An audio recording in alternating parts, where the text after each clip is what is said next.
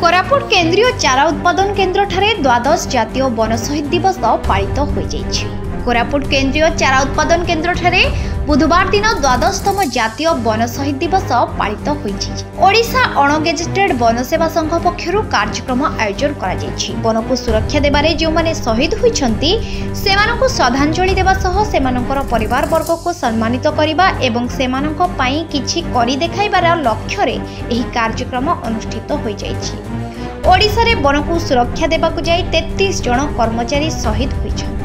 समस्त शहीद को मने पकाई श्रद्धांजलि ज्ञापन करा जाइछि। संतोष कुमार साहू अणगेजेटेड वन सेवा संघ कोरापुट शाखार संपादक। आम ओडिशा रे 33 जन वन कर्मचारी निजर ड्यूटी समय जीवन हरैछन्ति।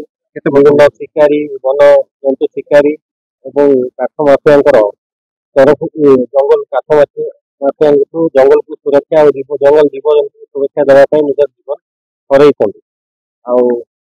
कहली 2013 मसीह आमर भारत सरकार सेप्टेम्बर 11 को वन शहीद दिवस उपर पालन करने गृहीत कर दिन आम वन शहीद दिवस सेप्टेम्बर 11 पालन कर इतिहास है। कहली राजस्थान रे 1973 जितेबाला से जो वनवासी आदिवासी राजस्थान वैष्णव कम्युनिटी से जंगल को सुरक्षा करने राजा सहित लड़ाई करते राजा विरुद्ध में जाते राजा आक्रोश बहुत ग्रामवासी जीवन हर से दिन ये वन शहीद दिवस पालन करने वन शहीद को सम्मान दबार कल्पना कर 2013 मसीह आमर जो ओडिशा 33 जन वन शहीद होती वन शहीद मान्यता दिखाई वन शहीद को जो अनुकंपा जो सम्मान दि जाए दि जाए आम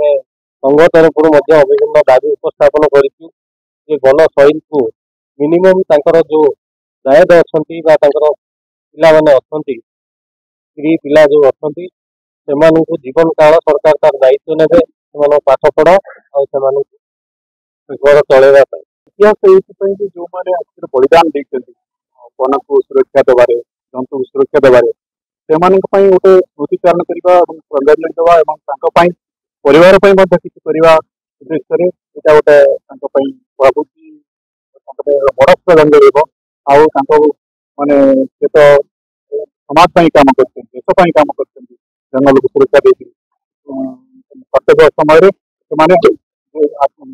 दुरुपयोग शिकार बलिदान दिखाई श्रद्धांजलि उपलक्षे यहाँ गोटे प्रति वर्ष सेप्टेम्बर 11 वन शहीद दिवस पालन कर बर्तमान तो बहुत डेभलप टेक्नोलोजी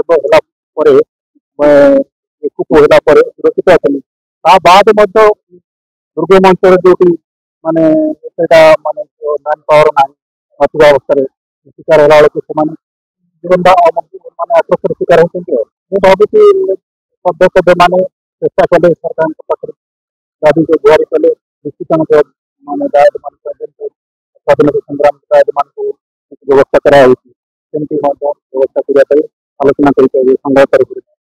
कोरापुट करुणा महानंदिया रिपोर्ट फोकस प्लस।